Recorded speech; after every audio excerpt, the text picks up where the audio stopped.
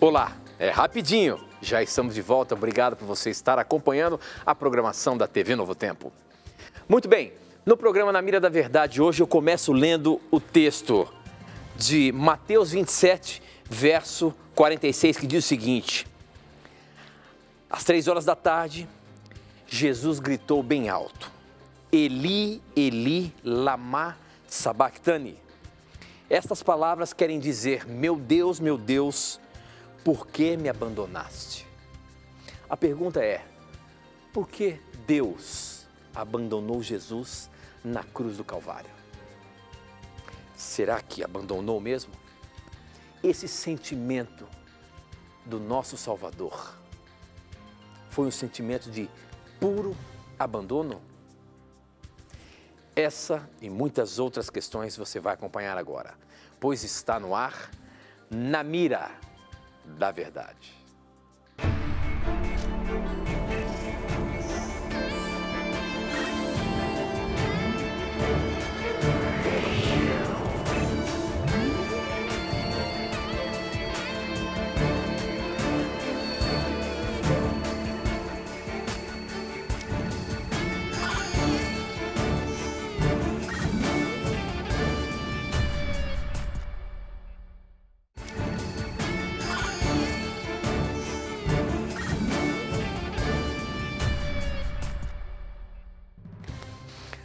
Olá, seja muito bem-vindo. Estamos começando o programa Na Mira da Verdade, agradecendo a você que está conosco aí. Esse é um programa em que você pergunta e a Bíblia responde. A partir de agora, já estamos conectados com o Brasil e o mundo através das ondas do rádio, da internet e da TV Novo Tempo. Obrigado pela sua audiência e você já sabe, nesse programa, as suas dúvidas, os seus questionamentos estão na mira. E quem está na mira para responder baseando-se na palavra de Deus é ele, professor Leandro Quadros. E aí, professor, tudo bem? Graças Correria, a Deus, do Anjos da Esperança para o Na Mira da Verdade. É isso aí. Satisfação estar novamente com o nosso telespectador e ouvinte. E eu começo o programa de hoje mandando um abraço especial para o Abraão, a Alice e a Eliane, que eles moram em Itaguaçu, Espírito Santo, né? Que Deus continue abençoando essa querida família, que vocês sintam cada vez mais a paz de Cristo no coração de vocês.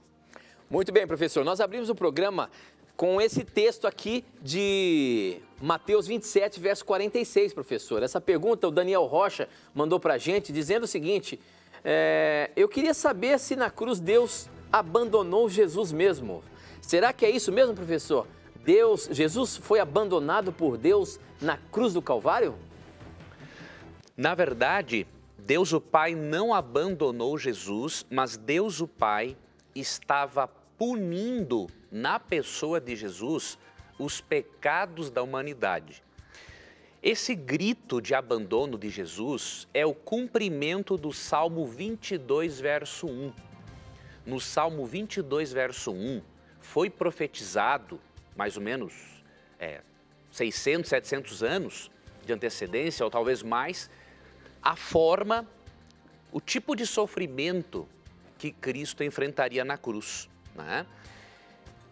E este grito de Jesus, na verdade, ele reflete a angústia que Cristo experimenta por sentir uma eterna separação do Pai. Como os pecados da humanidade estavam sendo jogados sobre Jesus e como Jesus estava recebendo a punição por esses pecados, a consequência natural disso é Jesus sentir uma eterna separação de Deus, né? De acordo com Isaías 59, 2, aqui há um princípio que nos ajuda a compreendermos o que aconteceu com Cristo. Diz assim, mas as vossas iniquidades fazem separação entre vós e o vosso Deus. Aqui está falando dos seres humanos, não é? Que as nossas iniquidades, nossos pecados nos separam de Deus. Agora, imagine a sensação que Cristo teve em receber a culpa de todos os pecados da humanidade e de ser punido por tais pecados. Ele sentiu algo que jamais poderemos imaginar. Ele passou por um sofrimento, uma angústia impossível de um ser humano normal enfrentar e sobreviver. E Isaías 53 fala desta punição de Deus sobre o pecado na pessoa de Jesus. Ali Jesus estava sendo o nosso substituto. Aquilo que a humanidade merecia receber, Cristo recebe. E neste momento, Cristo experimenta uma eterna separação do Pai. Uma sensação de que nunca mais estaria na presença daquela pessoa da divindade com quem Cristo conviveu por toda a eternidade. E encontramos em Isaías 53, 4 em diante, exatamente esta punição de Deus sobre o pecado na pessoa de Jesus. Certamente, Ele tomou sobre si as nossas enfermidades e as nossas dores levou sobre si. E nós o reputávamos por aflito, ferido de Deus e oprimido. Mas Ele foi traspassado pelas nossas transgressões e moído pelas nossas iniquidades. Veja, Ele recebe todos os nossos pecados. O castigo que nos traz a paz estava sobre Ele, ou seja, Ele recebe o castigo pelos nossos pecados.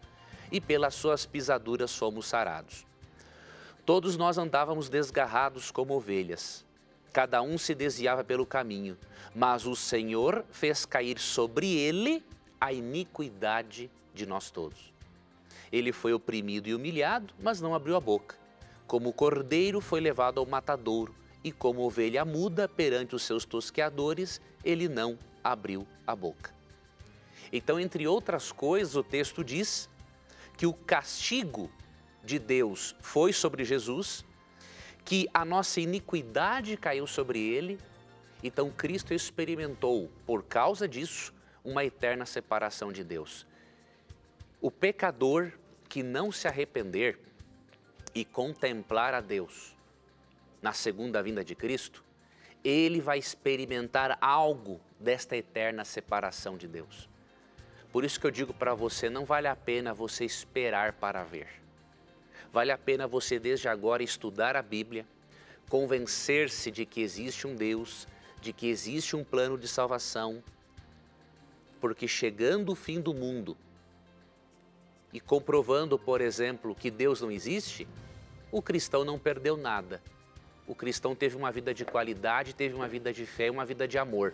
Agora, chegando o fim do mundo, comprovando que Deus existe e existe uma segunda vinda, você que não crê perdeu tudo. Então não vale a pena.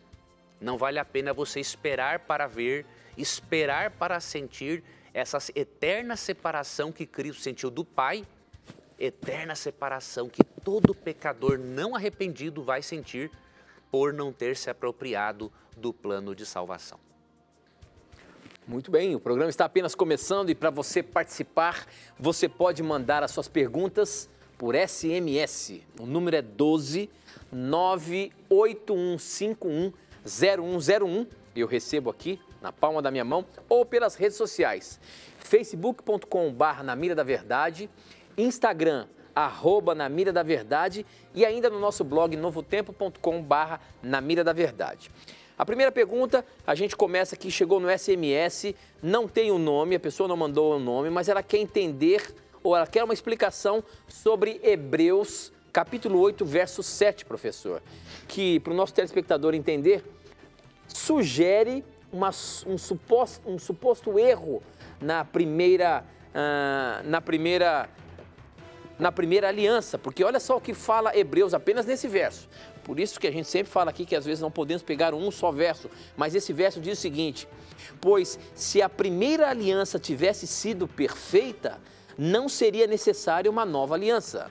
Dando a entender de que a nova aliança, Deus mudou algumas coisas. É isso mesmo, professor? A questão da primeira aliança, a questão desse verso aqui, Hebreus 8, 7, o que está querendo dizer de fato com relação às alianças de Deus com o ser humano? Quando vamos para o contexto aqui no capítulo 4, né, o povo de Israel está sendo criticado porque a falha foi deles, né? Então no verso 6, por exemplo, quando fala que o povo não quis entrar no descanso de Deus pela fé, diz assim: visto portanto que resta entrar alguns nele, e que por causa da desobediência não entraram aqueles aos quais anteriormente foram anunciadas as boas novas. E aí segue falando do povo de Israel. Então, esse defeito da primeira aliança não foi algo que Deus cometeu de errado. O problema foram as pessoas. As pessoas não corresponderam devidamente à primeira aliança. Então, por elas não terem correspondido devidamente, Deus teve de refazê-la para que eles entendessem ainda melhor o plano de salvação. Então, o defeito não estava na aliança, estava nas pessoas que compreenderam mal e não abraçaram a aliança. Então, este é o foco do autor de Hebreus. Muito bem, professor. Olha só, muitas e muitas perguntas. O telefone não está parando aqui de perguntas chegando pelo SMS, tá? Muito obrigado pela sua participação. Nós também temos o pessoal que está ligado com a gente aqui no Facebook e também no Instagram. Essa pergunta aqui chegou pelo Instagram. Quem mandou foi a Sheila Nascimento e ela diz o seguinte: sou fã de vocês. Queria saber como se livrar de energia negativa que perseguem a pessoa. Energias negativas que perseguem as pessoas. E ela diz o seguinte: fui ver vocês lá em Caruaru, viu? Obrigado, Sheila, pelo carinho. Professor, existem más energias que podem perseguir o ser humano, professor? Veja, a ênfase bíblica, na verdade, é em outra coisa. E eu vou ajudar a nossa querida telespectadora a entender isso. Eu vou ler aqui 1 Pedro. Na verdade, não é 1 Pedro, é 1 Pedro 5,8. Diz assim, ó: sede sóbrios e vigilantes, o diabo, vosso adversário, anda em derredor, como leão que ruge, procurando alguém para devorar.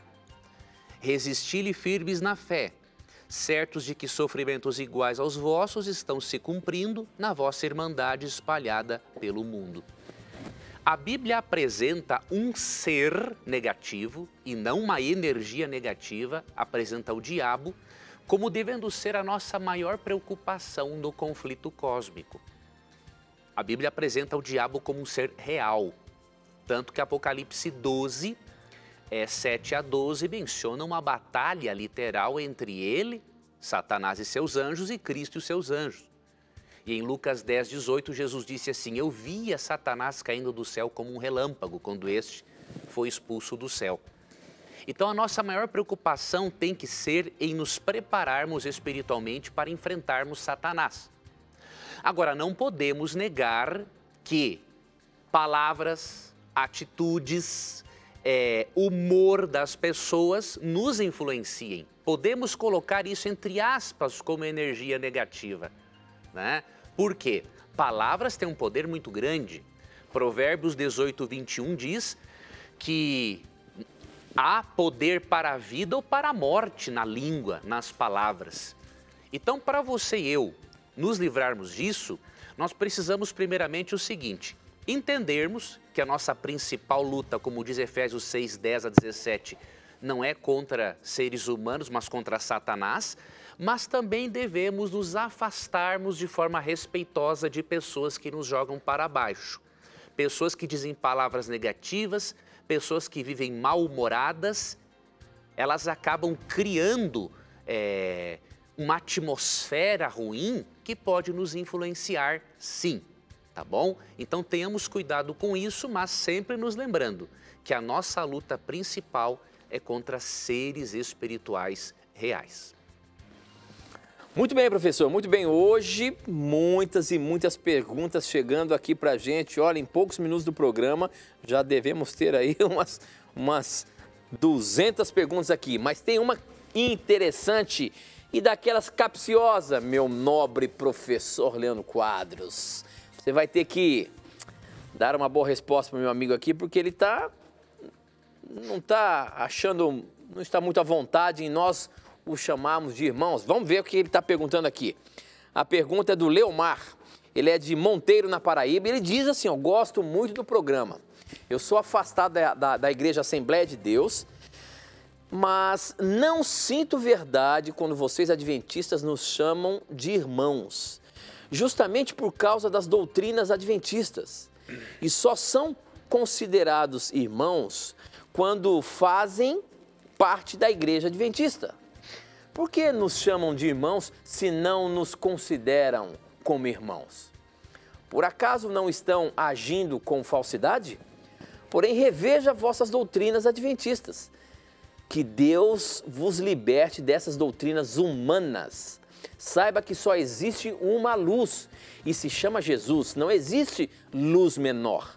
Se Jesus é luz do mundo, por que precisamos de uma luz menor? Ele está considerando aí que sempre falamos aqui com respeito à senhora Ellen White e que a consideramos como uma luz menor. A pergunta é o seguinte: precisa-se de luz menor se Jesus é a luz do mundo? Em primeiro lugar, o nosso irmão, com todo respeito, o irmão está falando de coisa que não conhece. Você está falando de algo que você não conhece, né? Qual é a posição adventista em relação a outros cristãos, tá? É muito importante que antes do irmão formar uma opinião, que o irmão leia pelo menos uma obra adventista a respeito do assunto, né? Se você aprender sobre o adventismo em livros emprestados, digamos assim, né, de outros autores, mas não de adventistas mesmos, você não estará se apoiando em fontes primárias e corretas, tá? Então, por exemplo, se você ler o livro Questões sobre Doutrina ou o Nisto Cremos, mas eu estou aqui com questões sobre doutrina, existe aqui, ó, um capítulo 3 falando assim, a relação dos adventistas, não, isso aqui é posições do passado. Deixa eu só pegar aqui, frente a outros cristãos. Está aqui na pergunta...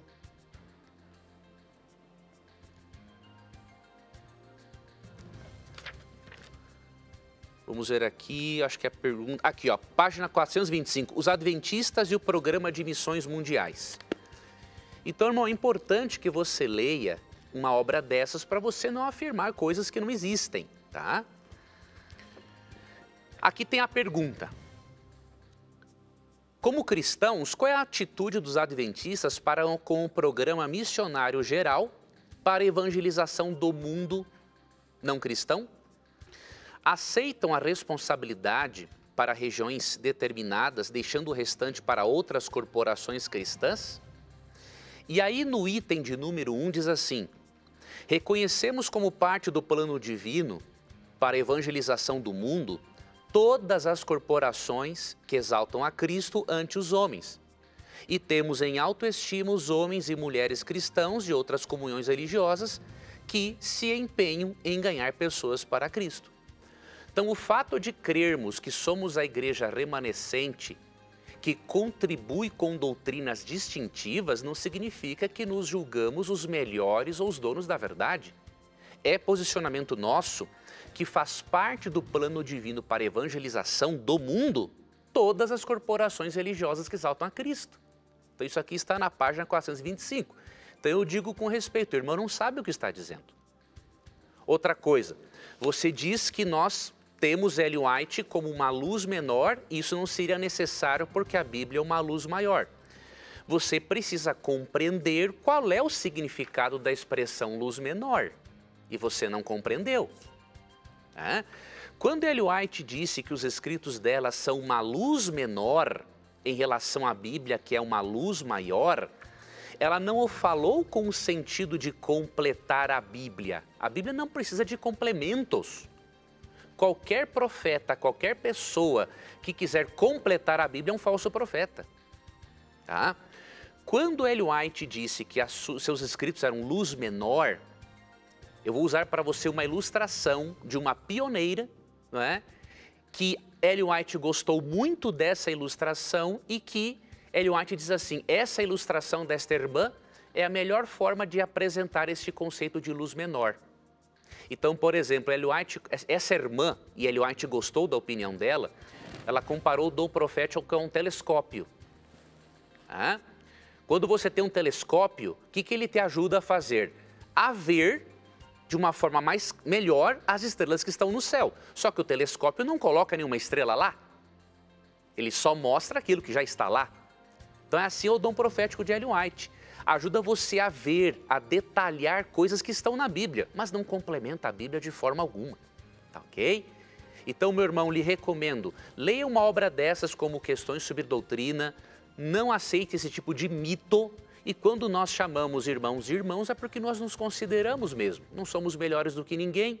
Se em Romanos 2,11 Deus não faz acepção de pessoas, quem somos nós para fazermos acepção de pessoas? Muito bem, professor, muito bem. Nós temos que ir para um breve intervalo, mas não sai daí não, que a gente volta já já.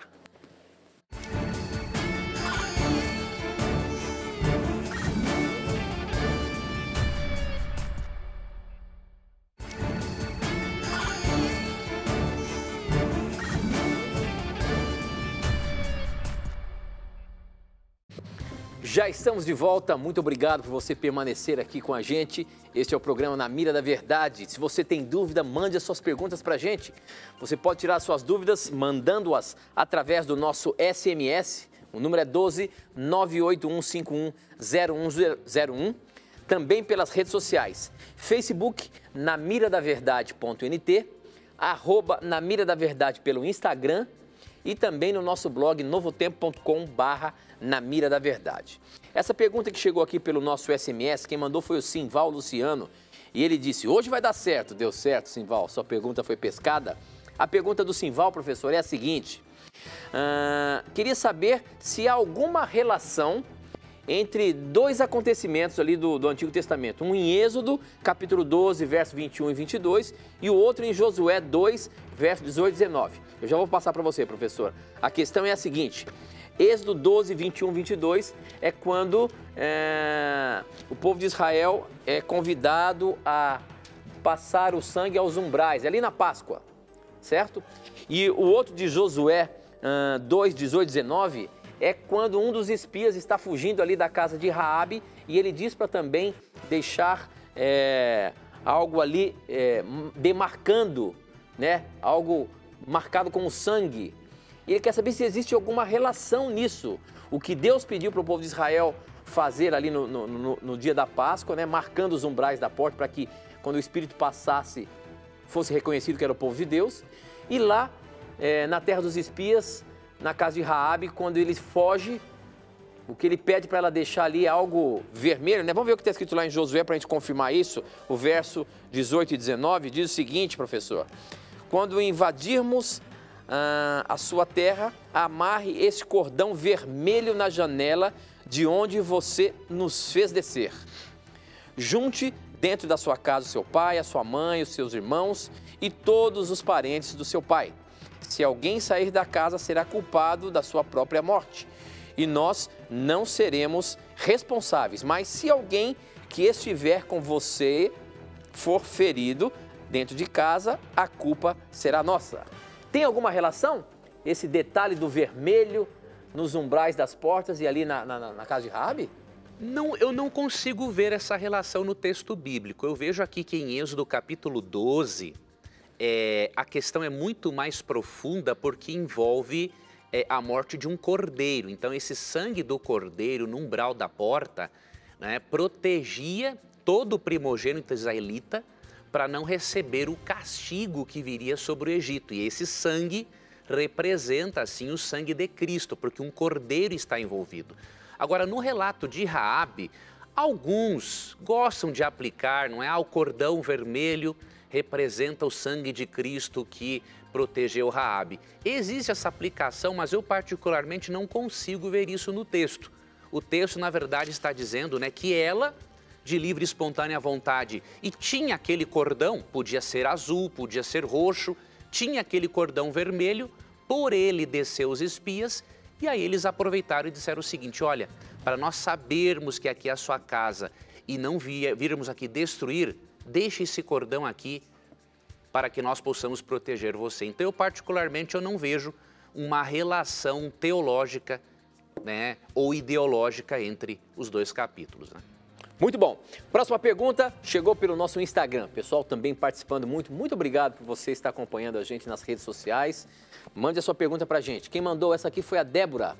A Débora diz o seguinte: se para guardar o sábado, ou melhor, se é para guardar o sábado, por que Paulo repreende os Gálatas por estarem guardando dias especiais?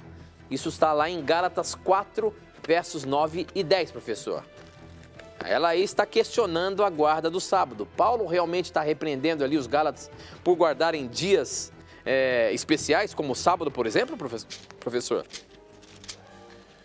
Vamos aqui ler o texto. Gálatas 4, 9 e 10.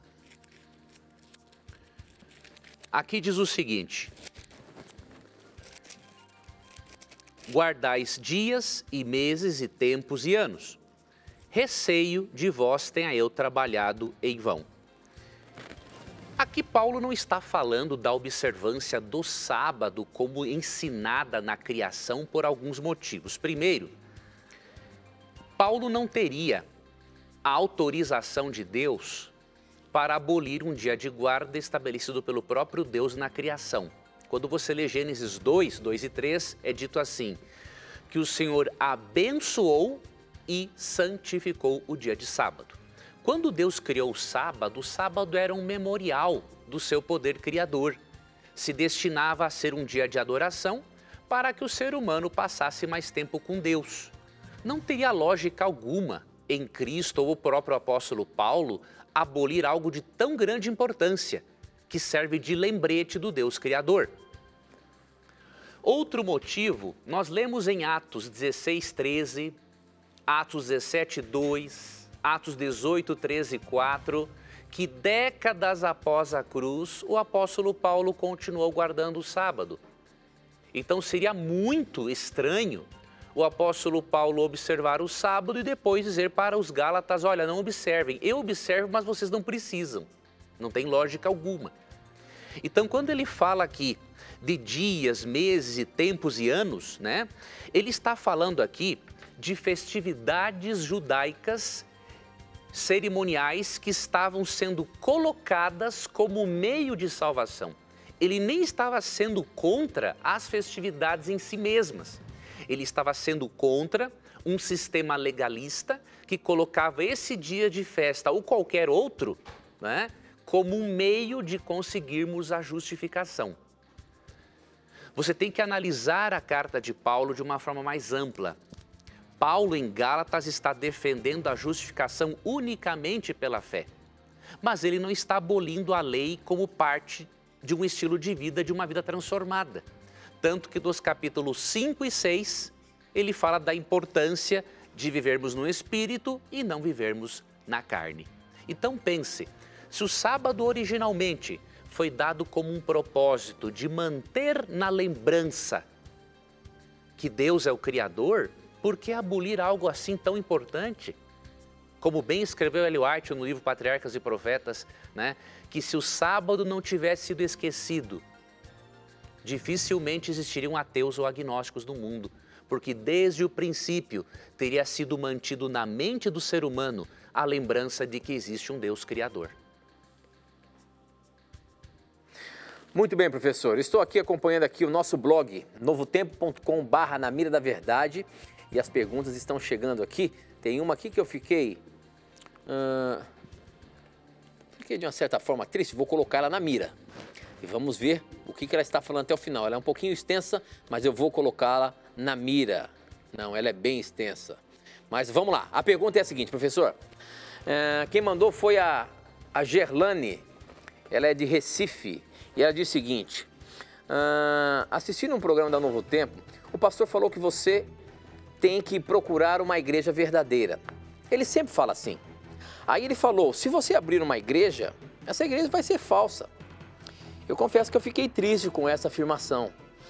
Ele quer sempre dizer que só a igreja adventista é a igreja verdadeira e as outras evangélicas são falsas? Sinto em outros programas que parecem que existe uma separação entre os adventistas e os evangélicos. E não existe isso, somos todos protestantes. Falo isso com todo carinho, amo vocês adventistas. A Novo Tempo, por isso, amo todos vocês adventistas e a Novo Tempo. Por isso fiquei triste com tal declaração. Amo na mira da verdade também. Mas se vocês não têm o que dizer, são muito gentis com os evangélicos e outras religiões. Mas sinto que outros programas fazem diferença com nossas crenças. Por quê? Por favor, pesca a minha pergunta. Professor, apenas a igreja adventista é a igreja verdadeira? Eu quero ler aqui uma citação do livro Grande Conflito, página 449. Esse livro foi escrito por Ellen White, não é? Cofundadora do Adventismo, e cremos ter recebido o dom profético. E você vai perceber, minha irmã, a opinião dela em relação a este assunto, tá? Deixa eu ver se é só a página 449, eu acho que tinha uma outra página também, que tinha uma outra citação, eu não sei se eu vou lembrar agora, mas não tem problema, senão eu leio só esta mesma. Bom, vamos para a página 449. Ela diz o seguinte, ela falando, não é, da observância do sábado como parte da lei de Deus, e aí ela comenta sobre os cristãos do passado que observaram o domingo e que nunca ouviram falar do sábado. E na página 449, ela diz o seguinte, mas os cristãos das gerações passadas observaram o domingo, supondo que em assim fazendo, estavam a guardar o sábado bíblico. E hoje existem verdadeiros cristãos em todas as igrejas, não excetuando a comunhão católica romana, que creem sinceramente ser o domingo o dia de repouso divinamente instituído. Deus aceita a sinceridade de propósito de tais pessoas e sua integridade. Tem uma citação tão clara, né? Eu não quero crer que um adventista sétimo dia fuja dessa citação. Pode acontecer? Pode, né? Assim como há irmãos de outras igrejas que não conhecem bem a doutrina das suas próprias igrejas, há adventistas que não conhecem bem a doutrina da sua própria igreja. Isso é natural, especialmente no Brasil, onde as pessoas leem muito pouco. Então eu queria lhe mostrar o quê? Nós cremos, sim, minha irmã, que a igreja adventista é uma igreja profética, chamada por Deus para levar verdades distintivas que foram esquecidas por outros cristãos, como, por exemplo, a doutrina do santuário, Jesus pré-advento, o sábado, mortalidade da alma, dom profético. Mas nós não nos consideramos os donos da verdade, pelo contrário. Ellen White mesma diz aqui, ó, existem verdadeiros cristãos em todas as igrejas, não excetuando a comunhão católica romana. Então os filhos de Deus estão em todos os lugares. Então eu convido a você, continue acompanhando a Novo Tempo, continue assistindo ao Na Mira da Verdade e outros programas, familiarize-se com esse tipo de literatura e se você ver algum adventista dar uma destoada, você pode saber que ele é uma pessoa que não conhece devidamente a sua própria doutrina. Muito bem, professor, muito bem. Temos ainda 2 minutinhos. A pergunta aqui eu acho que vai dar para ser respondida. A questão é a seguinte, essa pergunta vem lá de Pompeia, interior de São Paulo. Um abraço aí aos nossos amigos de Pompeia. Quem mandou foi a Viviane. E a pergunta dela, ela quer saber aqui o seguinte, professor. Eu gostaria de saber o que é a palavra selado. A Bíblia fala que nós seremos selados, a Bíblia fala de selos. Ela quer saber o que quer dizer essa questão de selado, uma pessoa ser selado, um filho de Deus ser selado. O que é isso na Bíblia? Eu vou ler aqui um texto importante que se encontra em Efésios, capítulo 1, versículo 13 e também o versículo 14, que diz assim, falando de Cristo, né? Em quem também vós, depois que ouvistes a palavra da verdade, o evangelho da vossa salvação, tendo nele também crido, fostes selados com o Espírito Santo da promessa, o qual é o penhor ou a garantia da nossa herança, até o resgate da sua propriedade em louvor da sua glória. O selo era utilizado nos tempos antigos para identificar, marcar um documento identificando que ele pertence a alguém. Então, quando você aceita Cristo como seu Salvador, você é selado, você é marcado com o Espírito Santo e você passa a ser um filho de Deus. E ao você ser marcado com a pessoa do Espírito Santo no seu interior, você também recebe a garantia de que terá a vida eterna quando Jesus voltar. Muito bem, professor. Eu tenho aqui em minhas mãos agora um novo curso bíblico da Novo Tempo. É esse aqui, ó.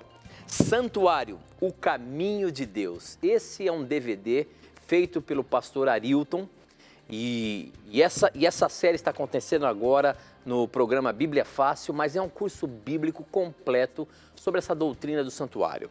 Se você tem alguma dúvida, na doutrina do santuário, eu garanto a você, tem todo o plano da redenção, todo o plano de salvação do ser humano. E se você quer saber em detalhes do que se trata esse curso bíblico, você pode receber gratuitamente na sua casa. É só você entrar no nosso blog agora, novotempo.com/na mira da verdade.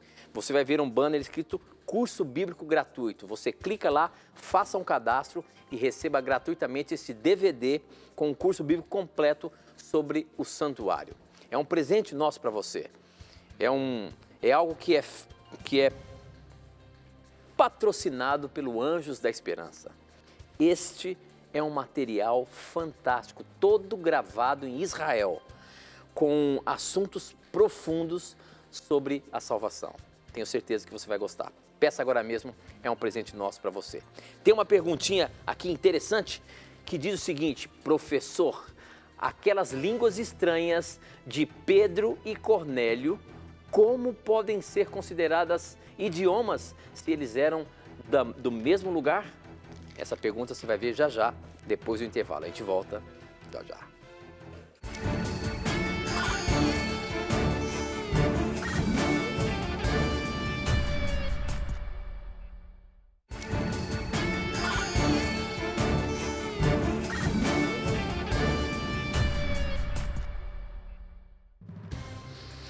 Já estamos de volta. A pergunta que ficou aí para o intervalo é essa. Quem mandou foi o Levi, de Minas Gerais, e ele pergunta o seguinte para você, professor. Aquelas línguas estranhas que Pedro e Cornélio falavam, como podem ser considerados idiomas se eles eram do mesmo lugar? E aí, professor, como é que você sai dessa? Uma leitura simples e atenta de Atos 10, 44 a 48 resolve o problema, quando consideramos algumas expressões-chave. Então vamos ler aqui. Ainda Pedro falava estas coisas quando caiu o Espírito Santo sobre todos os que ouviam a palavra. E os fiéis que eram da circuncisão, que vieram com Pedro, admiraram-se, porque também sobre os gentios foi derramado o dom do Espírito Santo. Pois, primeiramente, por que eles se admiraram? Porque eles não criam que um gentio pudesse ser salvo ou pudesse receber o Espírito Santo. Então você já percebe aqui que o principal propósito do dom de línguas aqui foi convencer aos judeus de que o evangelho também estava sendo disponibilizado para os gentios. Segue a leitura. Pois os ouviam falando em línguas e engrandecendo a Deus. Se fossem línguas estranhas, como que eles iriam entender que Deus estava sendo engrandecido? Se eles entenderam que Deus estava sendo engrandecido, é óbvio que aqueles gentios estavam falando de uma forma compreensível. Então perguntou Pedro, e esse verso também é muito importante, ó. Porventura pode alguém recusar a água para que não sejam batizados estes que, assim como nós, marque bem isso, assim como nós receberam o Espírito Santo? A que evento Pedro faz referência aqui? Óbvio, Atos 2. E que tipo de línguas Pedro e os demais receberam em Atos 2?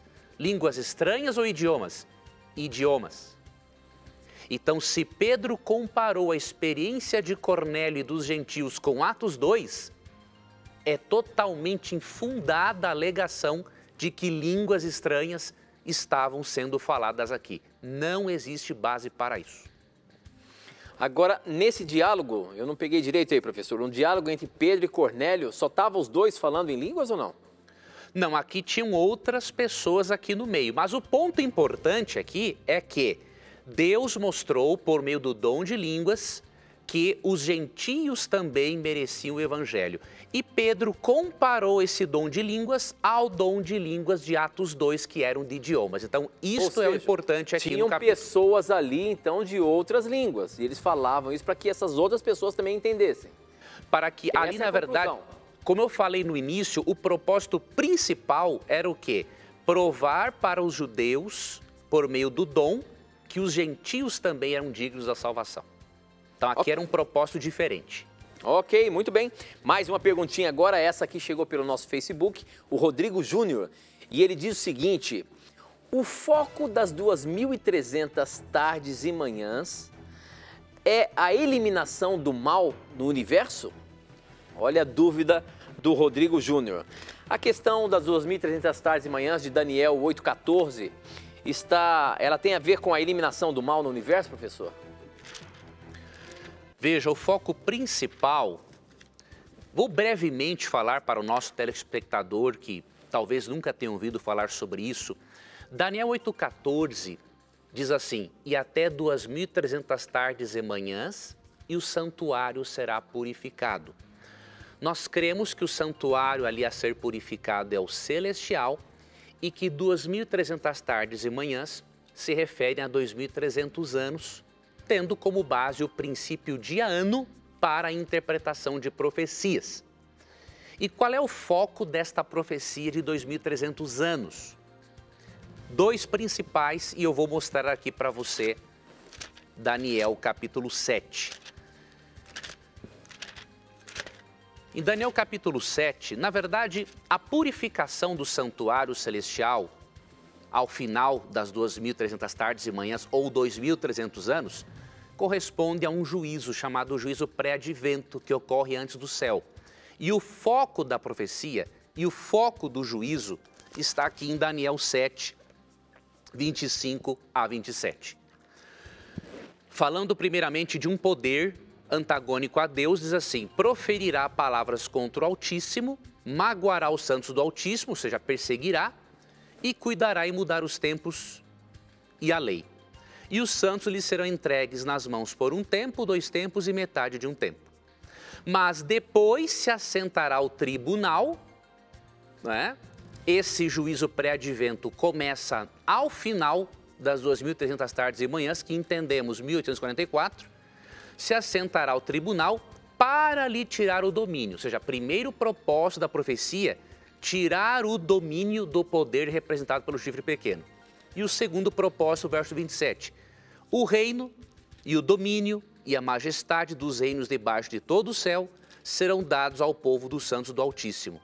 O seu reino será reino eterno e todos os domínios o servirão e lhe obedecerão. Então, por meio desta profecia, Deus marca o início do juízo pré-advento, momento em que o chifre pequeno é condenado, e também fala do momento em que os justos recebem o reino. Então, os justos são vindicados, o chifre pequeno é condenado e Deus mostra perante o universo que Deus é justo e Satanás não. Então, é um assunto bastante amplo, vai ser interessante que você faça esse curso bíblico que o Tito ofereceu, com certeza vai ter ali uma lição específica sobre este assunto.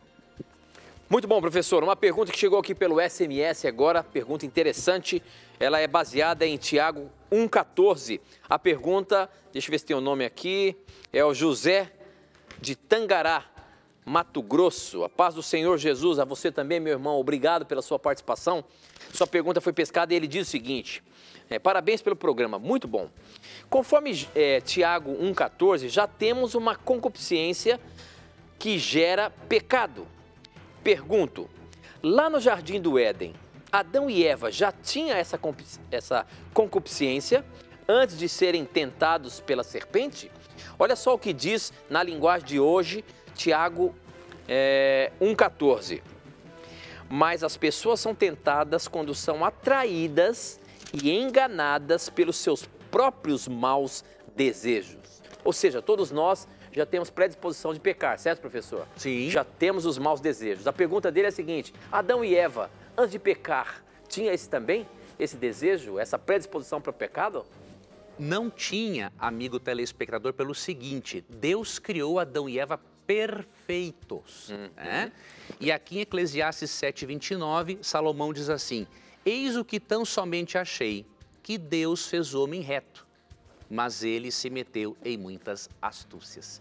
Então, você e eu, por termos uma natureza pecaminosa, nós somos tentados tanto externamente quanto internamente. Já Adão e Eva não, eles eram tentados apenas externamente, não eram tentados internamente. Depois que pecaram e se afastaram de Deus, aí sim, foram infectados pelo pecado e todos nós herdamos esta natureza pecaminosa. Muito bem, próxima pergunta. Marciano Fernandes. A pergunta do Marciano é o seguinte, ele até fala aqui, ó, já tive aulas com o professor Arilton no Bíblia Fácil, lá na FAD Minas, uma faculdade adventista lá em Minas Gerais. Sou da Igreja Batista Central de Lavras. Acompanho muito programas na TV Novo Tempo e gostaria de parabenizá-los pelo canal. A minha pergunta é, no Velho Testamento, temos os 10 mandamentos de Deus e no decorrer da Bíblia, muitas leis. A minha dúvida é, todas foram Deus inspiradas, ou melhor, todas foram inspiradas por Deus?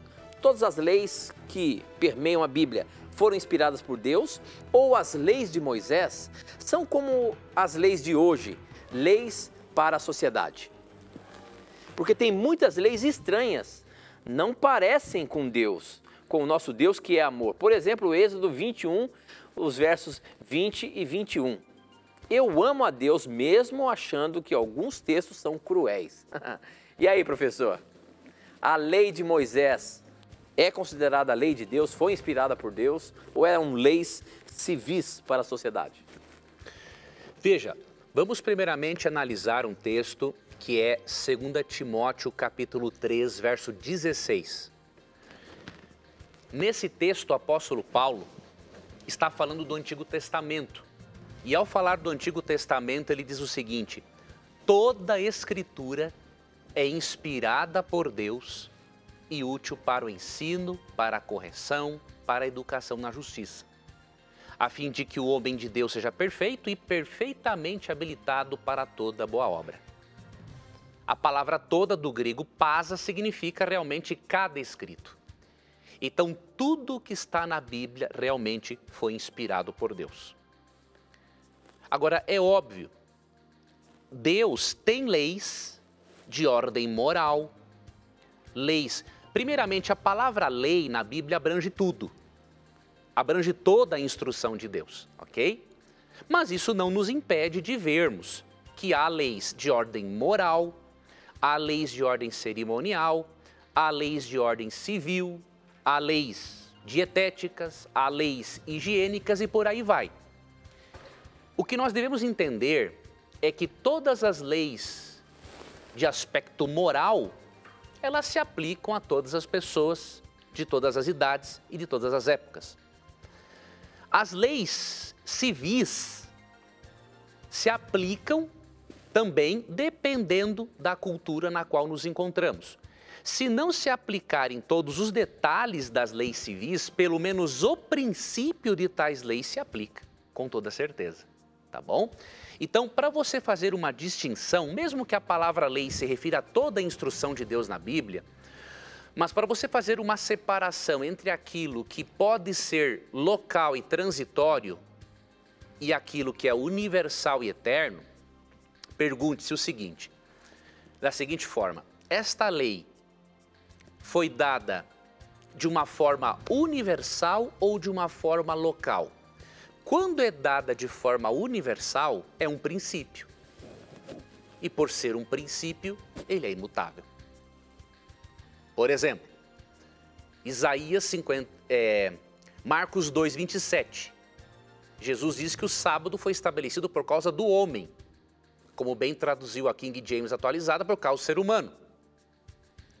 Então, como foi dado para todas as pessoas, é um princípio de ordem moral.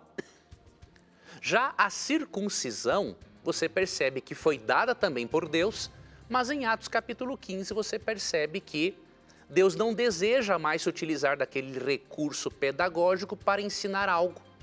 sobre a conversão, a circuncisão do coração. Então, é algo cerimonial e transitório. Então, faça essa diferenciação e aí você não terá dificuldades para compreender a teologia da lei. Professor, eu tenho 1 minuto, mas acho que você consegue responder essa pergunta. Ela é pelo Instagram, quem mandou foi o Rodrigo Correia. Em Gênesis 6, fala como surgiu os gigantes. Temos depois, no dilúvio, ou melhor, tempos depois veio o dilúvio e não relata que os gigantes entraram na arca.